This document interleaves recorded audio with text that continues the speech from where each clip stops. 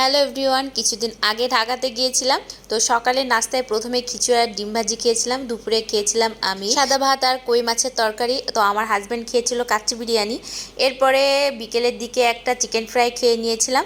তো পরদিন আবার সকালে চলে গিয়েছিলাম নাস্তা করতে, বড় এক কাপ কফি আর ছিল চিকেন শর্মা। এরপরে দুপুরে সুলতান ডাইনে কাচ্চি খেতে চলে গেলাম। মানে ঢাকা গিয়েছি আর সুলতানের কাচ্চি খেতে যাব না, এটা কি হতে পারে। কাচ্চিটা বেশ মজা ছিল। তো আমরা বেশ 4 জন মিলে খেয়েছিলাম অনেক মজা করে। অনেকটা রাইস ছিল যেটা আমাদের ভালোভাবে হয়ে গিয়েছিল। এরপরে বসুন্ধরাতে শপিং করতে চলে গেলাম।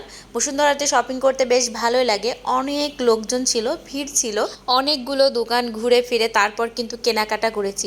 আমি আবার হুট করে যে কোনো দোকানে যাব আর যে কোনোটা আর কিনে নেবো এরকম কিন্তু না, একটু সময় নিয়ে আমি কেনাকাটা করতে পছন্দ করি। তো আশপাশে একটু ভিডিও করছিলাম। এখানে আমি তৃতীয়বারের মতো এসেছি। ঢাকাতে খুব বেশি একটা আসা হয় না আমার, কমই আসা হয়, কোনো কারণ ছাড়া আসা হয় না।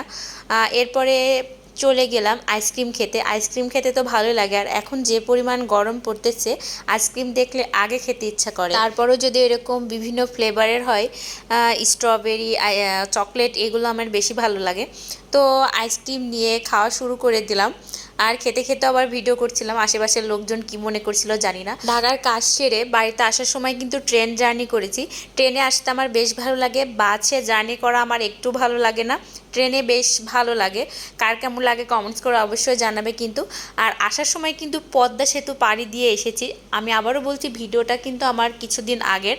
তো পদ্মা সেতু দিয়ে প্রথমবার মানে আসলাম আর কি, বেশ ভালো লাগছিল। তখন সবাই বলছিল পদ্মা সেতু পদ্মা সেতু, অনেক শুনেছি, তবে পদ্মা সেতু পাড়ি দেওয়া কখনো হয়নি। তবে স্বপ্নের পদ্মা সেতু পাড়িয়ে দিলাম প্রথমবারের মতো। বেশ অন্য রকম একটা ফিলিংস আসছিল। অনেকেই গেটের কাছে এসে ভিডিও করছিল, যেহেতু পদ্মা সেতু পাড়ি দিচ্ছে, পদ্মা নদীকে ভালো করে পর্যবেক্ষণ করছিল। তবে আমি জানালার পাশে বসে ভিডিও করছিলাম আর পদ্মা নদীর পানি দেখছিলাম, চারপাশে বেশ ভালোই লাগছিল। এরপরে আস্তে ধীরে বাড়িতে চলে আসলাম আর কি। আর প্রথমবারের মতো পদ্মা সেতু পাড়ি দেওয়া হয়ে গেল। আসছি নেক্সট ভিডিওতে। ভিডিও ভালো লাগলে একটা like, subscribe please. Thank you for watching.